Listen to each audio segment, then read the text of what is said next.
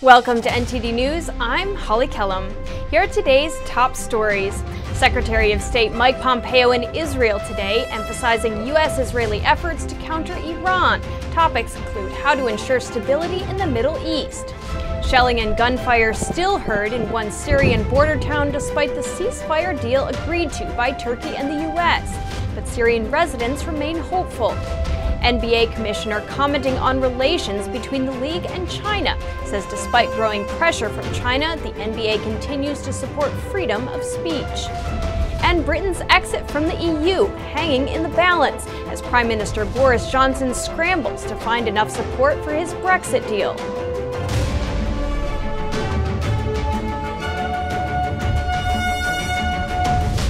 Secretary of State Mike Pompeo today underscored U.S.-Israeli efforts to counter Iran. He tried to ease Israel's concern that Iran could exploit a U.S. military pullback in Syria. Pompeo and Prime Minister Benjamin Netanyahu met in Jerusalem. Their meeting came hours after Turkey agreed to a ceasefire in Syria. Pompeo said they discussed efforts to push back against the threat from Iran to the world. We shared our ideas about how we can ensure Middle East stability together. Turkey launched its assault against the mostly Kurdish YPG militia in Syria last week after President Trump pulled several dozen U.S. troops out of the way. The action created a new front in Syria's 8-year war and prompted 200,000 civilians to flee border towns. Israel sees Syria's Kurds, once U.S. allies, as a counterweight to Islamist insurgents in northern Syria. It also worries that its arch-foe, Iran, or local allies could fill the vacuum left by the U.S. The Kurds responded to the U.S. withdrawal by inviting Syrian government forces, backed by Russia and Iran, into towns and cities in areas they controlled. Asked for his reaction to the pause in Turkey's offensive, Netanyahu said, "We hope things will turn out for the best." The Middle East is a sea of troubles and turbulence. But if there's one thing that stands out, it's the durability, stability, and strength of the American-Israel alliance. Following the meeting, Pompeo is set to travel to Brussels for a meeting with NATO's Secretary General Jens Stoltenberg. There are reports of shelling and gunfire at the Syrian-Turkish border despite a 5-day ceasefire agreement between Turkey and the U.S. But some residents are still hopeful. According to the spokesman for the UN Office for the Coordination of Humanitarian Affairs, the gunfire was reported in one area. Shelling and intermittent clashes continue to be reported around Ras Al Ain as of this morning, although the situation is reportedly calm elsewhere. Meanwhile, residents of the Turkish border town of Aktakale said on Friday they hoped a decision by Turkey to pause its military operation in northeastern Syria will help bring lasting peace to the region. One resident, a displaced Syrian, said he belonged to a minority that was forced to flee because of Kurdish militant groups. Now we are happy and hopeful the entrance of the Turkish military and the Syrian National Army to our lands to liberate us from this gang. The truce was announced some 13 hours earlier by U.S. Vice President Mike Pence after talks in Ankara with Turkish President Tayyip Erdogan. Turkey agreed to the 5-day pause to let the Kurdish-led SDF militia withdraw. We trust our president. God willing, this peace will last long and will be good. God willing, everybody will be in peace and no more lives will be lost. The deal was praised by President Trump, who said it would save millions of lives, while Turkey cast it as a complete victory. If implemented, the deal would achieve all the main objectives Turkey announced when it launched its assault on October 9th. Control of a strip of Syria more than 20 miles deep, with SDF obliged to pull out. Next year's G7 meeting is set to be held at Trump's Doral Golf Club in Florida. In announcing the location, President Trump's acting chief of staff said he knew it would be controversial, but that it was the best location and the best deal for taxpayers. Acting Chief of Staff Mick Mulvaney said they started with a list of 12 locations. We got that list down to just under 10, and the advance team went out to visit those. And from there, we got down to 4 finalists that our senior team went out to look at.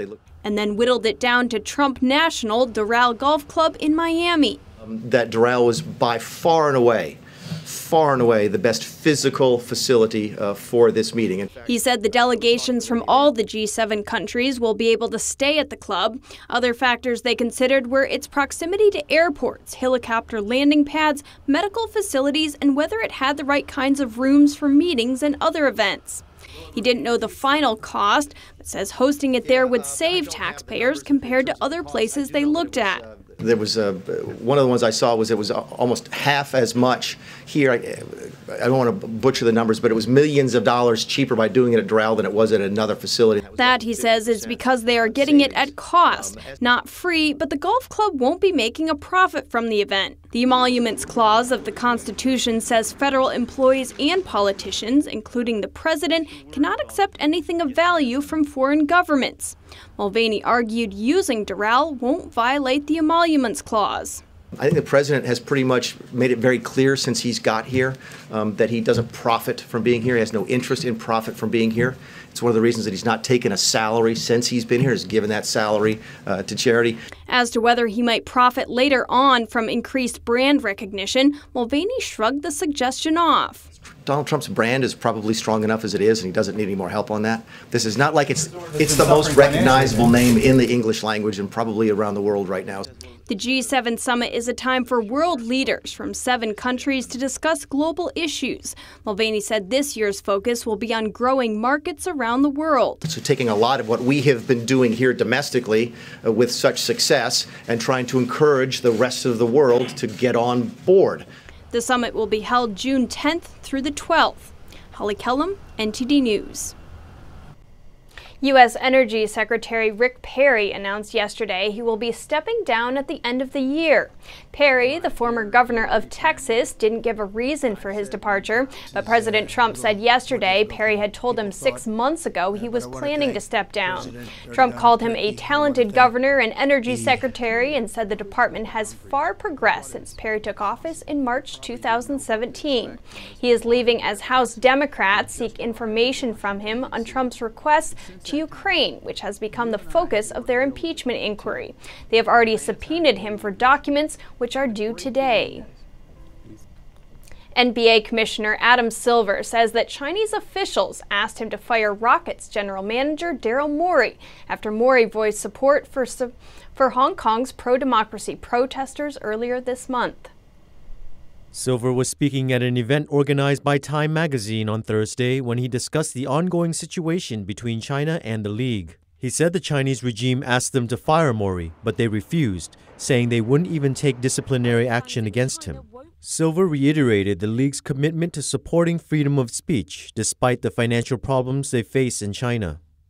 However, a Chinese Foreign Ministry spokesman denied that Beijing made such a demand against Morey. When they stepped outside the International Space Station on the first all-female spacewalk. At 7:38 a.m. Eastern, Christina Koch and Jessica Meyer stepped into outer space some 254 miles above Earth. They are there to swap faulty batteries on the station's exterior. The mission is expected to last nearly 5 hours.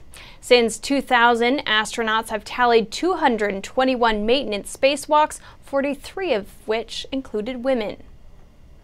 And in New York, for years, people have been discussing closing down one of the largest jails in the country. Yesterday, the fate of Rikers Island was sealed. NTD's Miguel Moreno has more from Manhattan. The island jail has been plagued by claims of rampant abuse, violence, and corruption. Mayor Bill de Blasio proposed shutting down the complex in 2017, and now, 2 years later, the jail will not only be shut down, 4 smaller modern jails will be built in 4 of the city's boroughs. But some council members are worried that this $8 billion plan is unnecessary. These are not good places to build skyscraper jails. In fact, no place is good for skyscraper jails. The only place to rebuild any jail is on Rikers Island.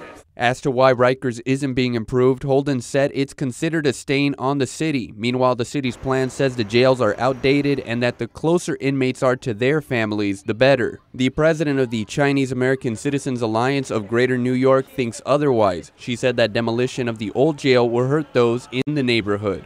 The dust is one thing, the debris, the toxins, we went through that for 9/11. We should not be doing that again.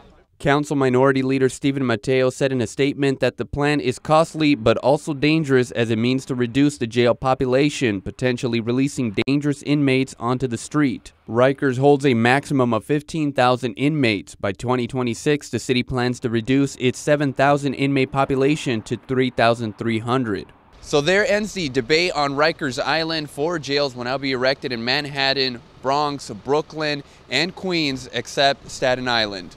Miguel Moreno, NTD News, New York. China's third quarter economic growth slowed more than expected and to its weakest pace in almost 3 decades as the bruising U.S. trade war hit factory production. Gross domestic product rose just about 6% year on year, marking a further loss of momentum for the economy from the second quarter's 6.2% growth. Businesses and investors are wary that the U.S.-China trade war could potentially bring about a global recession. But President Trump said last week the two sides had reached an agreement on the first phase of a deal.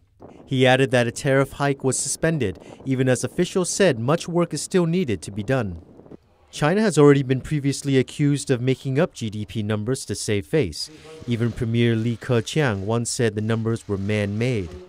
The South China Morning Post reported the country has overestimated its nominal and real growth rates, on average by about 2% between 2008 to 2016. It reported that, according to a new study released Thursday, results indicate that the actual size of China's economy at the end of 2018 was well below the regime's official estimate of $13.4 trillion. A spokesman for China's Statistics Bureau told reporters on Friday that the phased outcome of U.S.-China trade talks was a positive for both China's and U.S. markets. It is also a good signal to the world. He also noted that he expects better development for the global and domestic economies.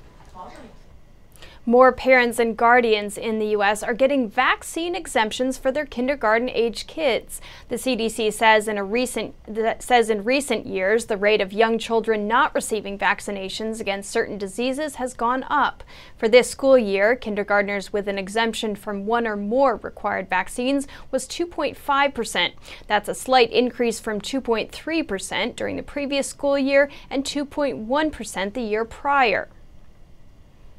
Heavily armed fighters surrounded security forces in Mexican City and made them free one of drug lord Joaquin El Chapo Guzman's sons after his capture triggered gun battles and a prison break that sent civilians scurrying for cover. After a son of drug lord El Chapo was captured in Mexico Thursday, heavily armed cartel gunmen managed to free him from authorities.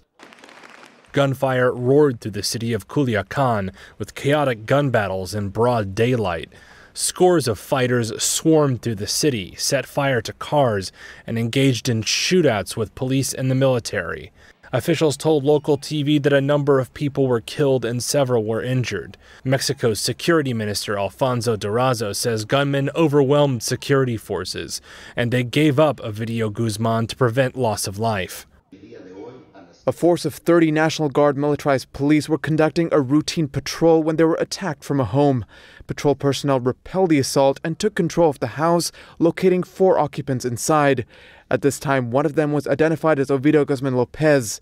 This led to several organized criminal groups surrounding the house with a force greater than that of the patrol. Sinaloa state officials confirmed that as the mayhem unfolded, a jailbreak also took place. Culiacan has long been a stronghold of Joaquin El Chapo Guzman's Sinaloa cartel. He led the cartel for decades before his capture and sentencing to a life in U.S. prison for smuggling tons of drugs. The chaotic reaction to his son's capture was on a scale rarely seen in Mexico's drug war, even compared to his more famous father's arrests. It will likely heap pressure on President Andrés Manuel López Obrador, who took office last year promising to tame drug violence.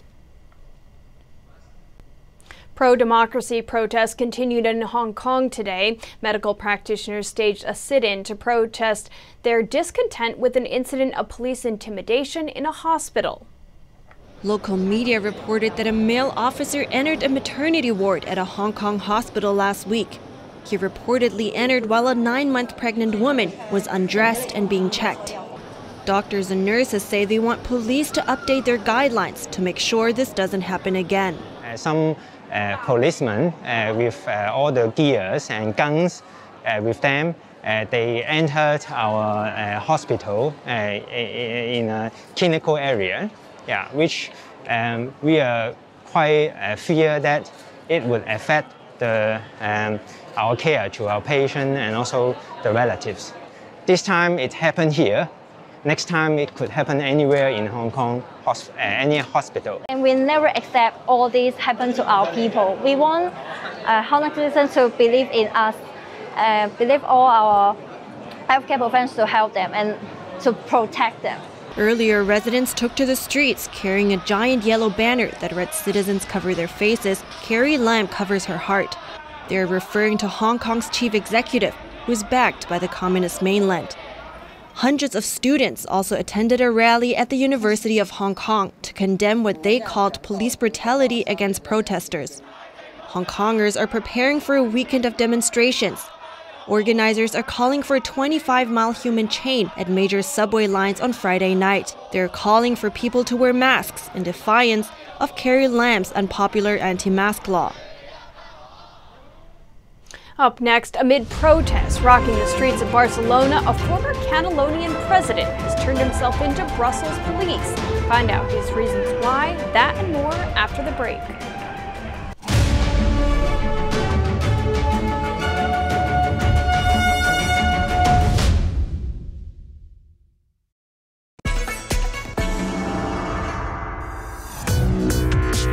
Viewers have described China Uncensored like The Daily Show, but about China. In China, something can be illegal, but still in common practice. For example, bribery, or intellectual property theft, or Uber. At the beginning, I was super excited when I got 500 views, and now the show's grown to about 500,000 subscribers on YouTube. One episode reached 7.9 million people and counting. I'm a little freaked out that many people have seen my face.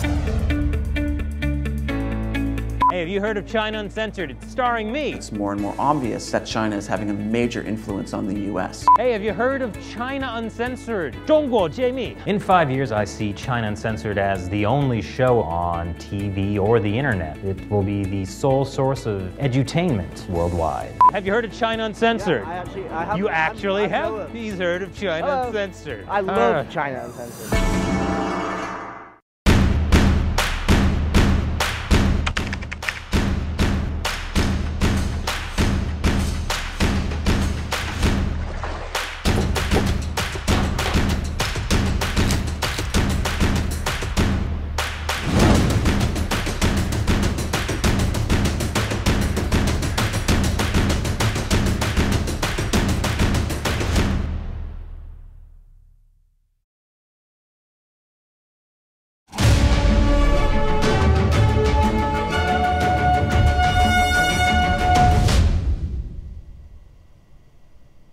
Britain's exit from the European Union is hanging on a knife edge. UK Prime Minister Boris Johnson is scrambling to persuade members of Parliament to rally behind his last-minute divorce deal from the EU. Johnson confounded his opponents on Thursday by clinching a deal with the European Union. Yet Johnson, the face of the Brexit campaign in the 2016 referendum, the British Parliament, where he has no majority. The Northern Irish Democratic Unionist Party also announced on Thursday that they would not back the latest deal. Meanwhile, a message reading "Britain now wants to remain" was carved by a tractor into a field in Wiltshire with letters reaching 40 meters long. Earlier this month, a YouGov analysis of 300 polls found that the country changed from wanting to quit the EU in the year following the 2016 referendum to wanting to remain since then. Now, Johnson must secure a majority vote against members of Parliament in a rare Saturday meeting. Significantly, Parliament has met on a Saturday just 4 times since 1939, the first of which was on the eve of World War II. On the 5th day of protest in Spain by Catalonian independence protesters, a former president of Catalonia has handed himself in to police in Brussels. He fled there to escape what he says would have been an unfair trial by a politicized judiciary. Former Catalan President Carles Puigdemont has handed himself into police after Spain sent a 3rd European arrest warrant request from its Supreme Court. He was the region's leader at the time of the bid for independence, which failed back in 2017. He said fled Spain to escape the persecution. On Friday, hundreds of thousands of people in Catalonia took to the highways, waving pro-independence flags and carrying yellow independence ribbons. The march coincided with a general strike in Catalonia in response to Spanish court's Monday ruling to imprison 9 Catalonian independence leaders for their part in the 2017 independence referendum. Terrifying moments caught on camera in Argentina. According to local media reports, a woman in Buenos Aires was knocked onto the train tracks after a man behind her passed out and pushed her forward as he fell. People on the platform frantically gestured at the train to stop, which it did just inches from the woman. Up next, explore London's secret underground stations. What stories do they tell?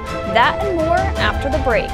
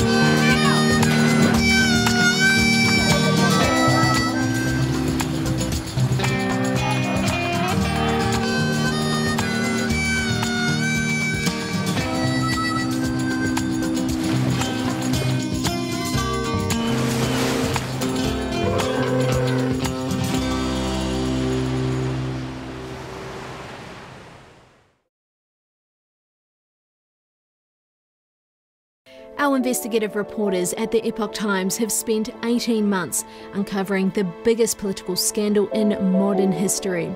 We connected the dots around Spygate, the actions by Obama-era officials against Trump's 2016 presidential campaign. Join me on Declassified as we bring you up-to-date developments on this unfolding scandal.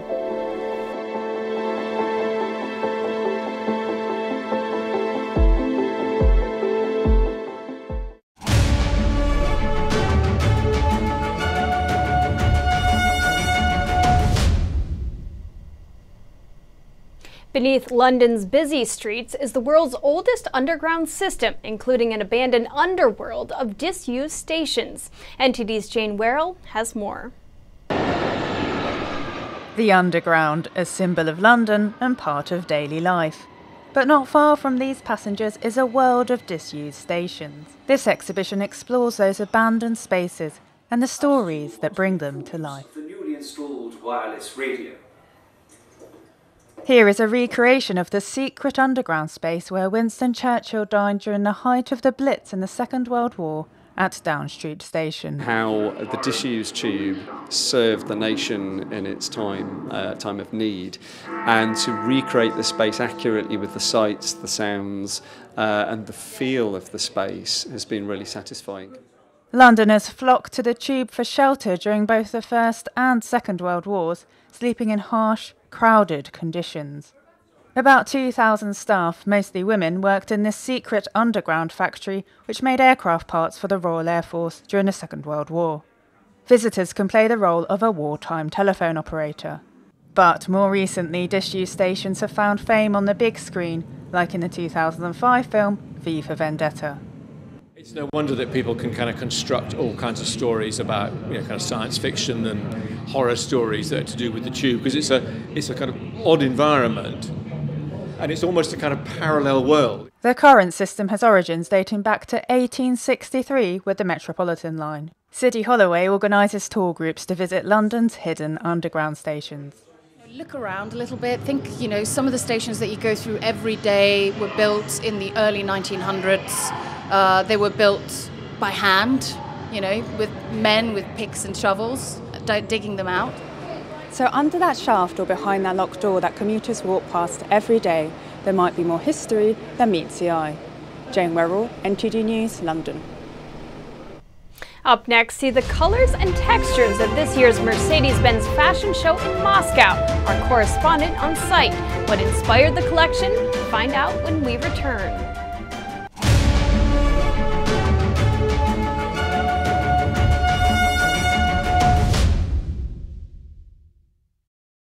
When you look at TV networks in America, a soundbite and fight-it-out culture prevails on news and commentary programs. As a Canadian, I'm fascinated with America, and I wanted to offer American thought leaders an opportunity to share their thoughts in a deep dive format, where we can explore their ideas together.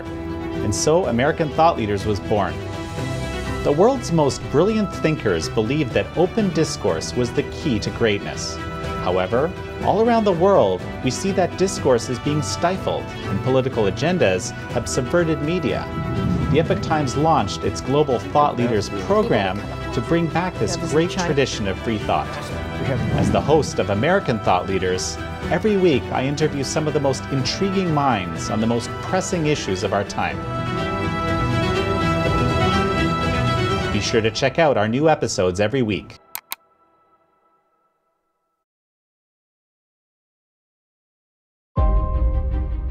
The lasting beauty of traditional oil painting, realistic style, brilliant, moving, expressive. 2019 NTD Television International Competition for Figure Painting in Oil, guided by truthfulness, kindness, and beauty. We invite you to join us on our journey back to traditional art. Gold Prize Award of $10,000. For more detail, please visit oilpainting.ntdtv.com.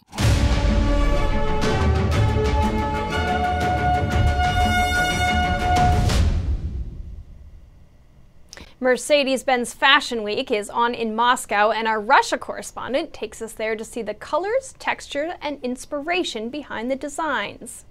The collection is inspired by Alexander Pushkin's fairy tale about the Swan Princess. A modern view on the traditional Russian style is the main feature of this brand. The collection is inspired by the tale of Tsar Sultan by Alexander Pushkin, and specifically the image of Swan Princess. It's about classical interpretations of the swan in the form of embroidery, applique, shape, and also the Russian shawl. Evening dresses with a train and voluminous sleeves, long fringes, a style inspired by the wings of a bird. The Russian scarf can be fastened to everyday dresses, which makes the gown cozy and conjures an image of old-school Russian beauty. Accessories on the head are styled on the kokoshnik, an antique Russian headdress. Primary colors are white, blue, terracotta, saturated green, echoing a sense of a swan on a lake in spring. The main fabrics are silk, chiffon, organza, and wool. I love Elena for using bright colors. I myself love bright colors. It's so sad in the fall and winter when people dress up in gray and black and go on like that until summer, and only then appear in bright colors like flowers blooming. Elena uses bright, juicy, and eye-pleasing colors all year round. All are different, but they are all determined not to turn their work into artistic statements, but to highlight the beauty of women. 114 designers are presenting their collections at the Mercedes-Benz Fashion Week on until October 19th. Reporting by Oksana Khan, Moscow, Russia. Thanks for tuning in. Join us again tonight. I'm Holly Kellum.